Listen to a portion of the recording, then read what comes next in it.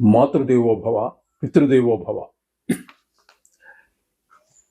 June నెల 2025 గోచార ఫలితాలు ఏ విధంగా ఉన్నాయో తెలుసుకునేటటువంటి ప్రయత్నం చేద్దాము.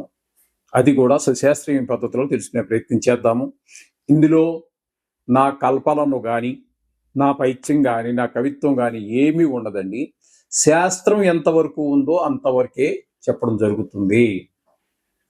ఇందులో మిమ్మల్ని ఇంప్రెస్ చేయడానికి, మీ మెప్పు పొందటం కోసం ఎవరో మీ జీవితంలో ప్రవేశిస్తారని, మీరు కోట్లు సంపాదించేస్తారని ఇట్లాంటి పనికి మాలిన మాటలు ఏవి నేను చెప్పనండి. అలాగే కొన్ని గ్రహాల ప్రతికూలత ఉంటుంది, సహజం. కాబట్టి దాన్ని బూచిగా చూపించి మిమ్మల్ని భయభ్రాంతులు చేసే ప్రయత్నం కూడా ఏమీ ఉండదు. ఇది కేవలము గోచార ఫలితాలు మాత్రమే. ఇది నిష్ణాతుడైనటువంటి శాస్త్రకారుడు చెప్తే ఒక 10 నుంచి 15% ఉంటుంది. తదుపరి ఫలితాలన్నీ కూడా మన వ్యక్తిగత జాతకం మీద ఆధారపడి ఉంటాయి. ఆ వ్యక్తిగత జాతకానికి ఈ గోచార ఫలితాలు అనుసంధానం చేసుకుని చూసుకోవాల్సి ఉంటుంది. అందుచేత ప్రతివారు కూడా ఒక జాతకాన్ని కలిగి ఉండండి. Date of birth, time of birth, place of birth మీ కనుక ఉన్నట్టయితే, ఏ ఊర్లో పుట్టారని ఉన్నట్టయితే జాతకం రాయించుకోండి. మా దగ్గర కూడా సౌలభ్యం ఉన్నది. నా నెంబర్ కింద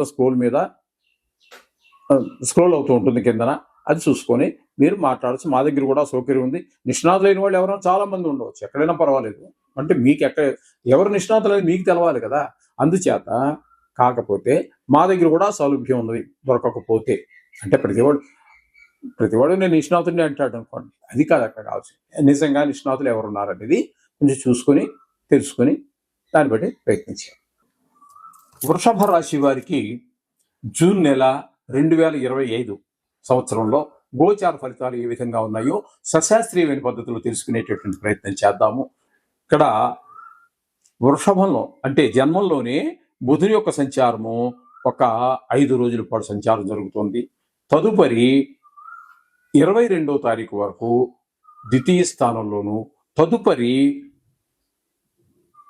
నెలంతా కూడా 23 నుంచి నెల ఆఖరి వరకు మీకు తృతీయ స్థానంలో సంచారం జరుగుతోంది.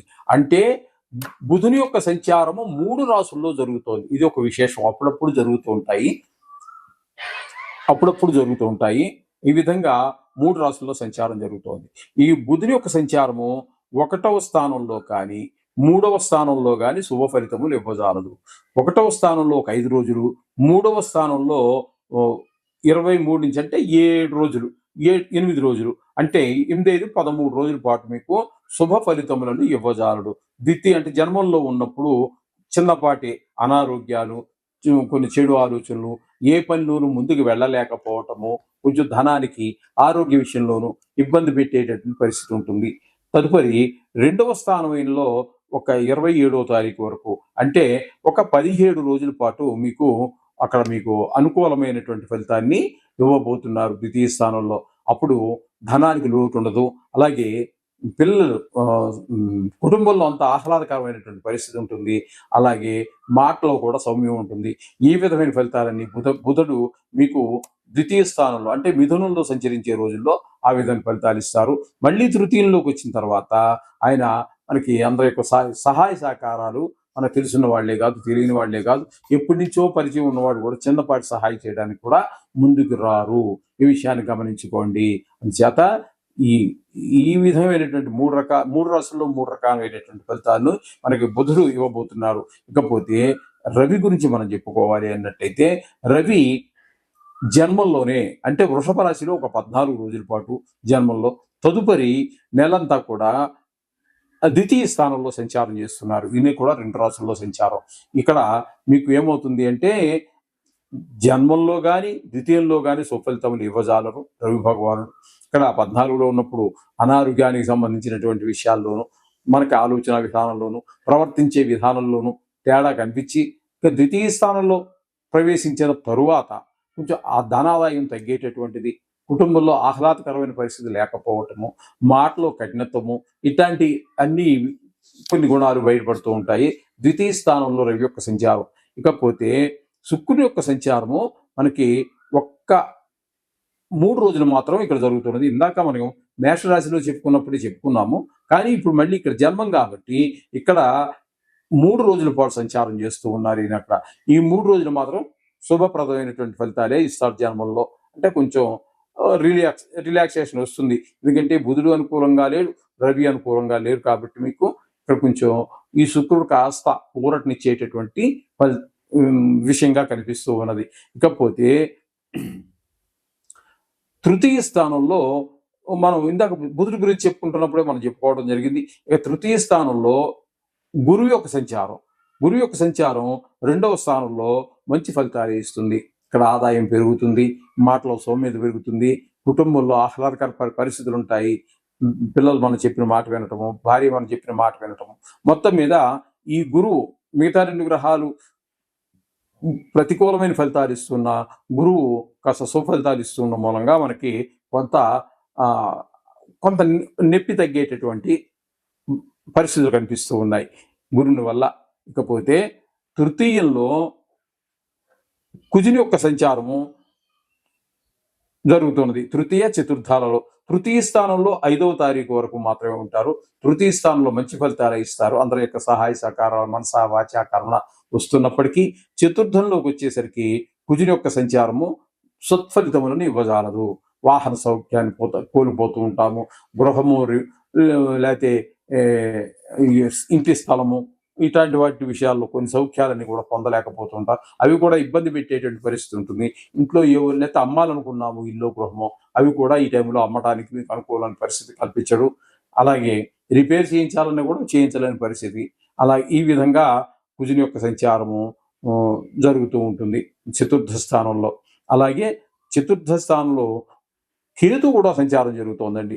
ఈ మొత్తం మీద ఈ కుజుడు కేతు కుజవతని ఒక నానుడు ఉన్నది. ఆయన కూడా ఈ చతుర్థ స్థానంలో ఉన్న కారణంగా రియల్ ఎస్టేట్ వ్యాపారులకి, ఇల్లు కొనాలనుకునే వారికి ఏ విధమైనటువంటి తోడ్పాటు ఉండదు. మొత్తం మీద వారు రియల్ ఎస్టేట్ రంగం వారికి చాలా ఇబ్బందికరమైన పరిస్థితులు 2 గ్రహాలు కూడా కనిపిస్తూ ఉన్నాయి. అది కూడా ఆయన కేతు ఇచ్చే ఫలితాలు కూడా కుజుడిచ్చే ఫలితాల్లాగే ఉంటాయని నానుడు కూడా ఉన్న కారణంగా మరింత ఇబ్బందికరమైనటువంటి పరిస్థితులు ఉంటాయి. ఇక దశమ స్థానంలో రాహుగ్రహ సంచారం జరుగుతోందండి. రాహుగ్రహ సంచారం కూడా దశమ స్థానంలో శుభ ఫలితములను ఇవ్వజాలడు. వృత్తిపరమైన ఇబ్బందులు ఉంటూ ఉంటాయి. కాకపోతే చిన్న మనకి మినహాయింపు ఏంటంటే ఒక్కొక్కసారి సడన్ గా ఎందుకనో పైకి తీసుకెళ్తాడు. బాగా వ్యాపారం జరుగుతుంది 2-3 రోజులు, 5 రోజులు, 6 రోజులు. లేకపోతే వృత్తిపరంగా మనకి 2-3 రోజులు ఎవరో చాలా మంది చాలా బాగా చేసేవా అనే అవకాశం ఉంటుంది. మళ్ళీ వెంటనే కిందకి దిగిపోయే పరిస్థితి కూడా కనిపిస్తుంటాడు, ఫాల్ డౌన్. మరి అప్పట్లో మిగతా రోజులన్నీ ఏదో నెలలో 2-3 రోజులు బాగుంది అని చెప్పి మిగతా రోజులన్నీ బాగలేవు, వ్యాపారం అయితే సరిగా నడవట్లేదు. ఇది మరి మనం అనుకూలమైన ఫలితంగా చెప్పుకోక్కర్లేదు. కాకపోతే ఆయన స్వభావం అలా ఉంటుంది కాబట్టి చెప్పుకోవాలి, అంతవరకు జరుగుతుందండి. ఇకపోతే ఏకాదశ స్థానంలో శని భగవాన్ యొక్క సంచారము చాలా అద్భుతమైన ఫలితాన్ని ఈ వృషభ రాశి వారికి ఇవ్వబోతున్నారు. ఆయన ఏకాదశి స్థానంలో ఉన్నారు కాబట్టి ఆయన ఇంట్లో వారి సోదరుల యొక్క సహాయ సహకారాలు ఉంటాయి, ధనార్జన బాగుంటుంది. అలాగే ఏదైనా వ్యవహారం మొదలెట్టినట్టయితే ఏ వ్యవహారం అన్నా కానివ్వండి దాంట్లో మీకు శని భగవానుడు అత్యంత శుభప్రదమైనటువంటి ఫలితాలు ఇచ్చి దాన్ని పరిపూర్ణం చేయగలుగుతారు. ఈ విధమైన ఫలితాలన్నీ కూడా మీకు ఏకాదశి స్థాన శని భగవాన్ యొక్క సంచారం వల్ల కలుగుతూ ఉన్నాయి. ఇకపోతే ఇంకా శుక్రుడి గురించి మనం మొదటే చెప్పుకోవడం జరిగింది. జన్మల్లో మనం ఒక 3 రోజులు మాత్రం ఉన్నారు, అక్కడ మనకి సుఫలితాలు ఇస్తారు. వ్యయస్థానంలో 27 రోజులు సంచారం చేస్తూ ఉన్నారు. ఆ 27 రోజులు కూడా వ్యయస్థానంలో కూడా సుఫలితాలు ఇచ్చేటటువంటి ఏకైక గ్రహం ఏదైనా ఉందంటే అది శుక్రుడే.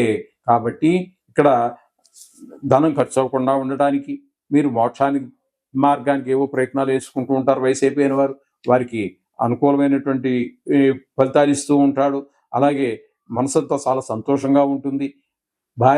భార్యాభర్తల మధ్యన అనురాగం పెరుగుతుంది.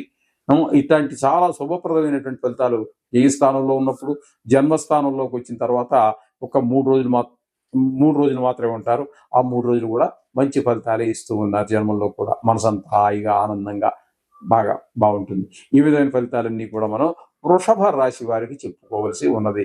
మొత్తం మీద ఈ వృషభ రాశి వారికి శుక్రుడు అలాగే బుధుని యొక్క సంచారం మాత్రం ఒక్క ఈ 8 రోజులు, కుజుని యొక్క సంచారం ఒక 5 రోజులు, ఈ విధంగా రాహు శని భగవాన్ యొక్క అనుకూలత మనకి చెప్పుకోవాల్సి ఉన్నది. మొత్తం మీద 2 గ్రహాలు పరిపూర్ణమైనటువంటి శుభఫలితాలు ఇచ్చిన, మిగతా గ్రహాలు పాక్షికంగా శుభఫలితాలు ఇస్తూ ఉన్నాయి. ఈ విధమైన ఫలితాలన్నీ మనం చెప్పుకోవాలి.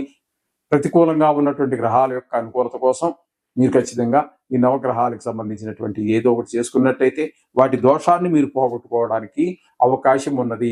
ఇది నేను చెప్పినవనే కాదండి, మిగతా జ్యోతిష సోదరులు కూడా చెప్తూ ఉన్నారు. దానికి అక్కడికి వెళ్ళండి, ఇక్కడికి వెళ్ళండి అని చెప్తున్నారు. అక్కడికి వెళ్ళినా లేకపోతే ఏ దేవుణ్ణి పూజించినా ఏం తప్పు లేదండి. అన్ని దేవుళ్ళు ఒకటే, ఏకో విష్ణువు ఏకం సత్ విప్రాహబదావంతి. కాబట్టి ఏ దేవుణ్ణి పూజించినా కూడా మంచిదే. కానీ కొంతమంది దేవుడని వాళ్ళు ఎందుకు చెప్తున్నారంటే దీనికి సంబంధం ఉన్నటువంటి వాటిని చెప్తున్నారు. అది కూడా ఆచరించదగినదే, కాదని కాదు. నవగ్రహాలు అనేటటువంటి కేవలము ఈ గ్రహ దోషాలకు సంబంధించి, కాబట్టి ఇది చేసుకున్నా మంచిదే. ఓకే, శుభం భూయాత్.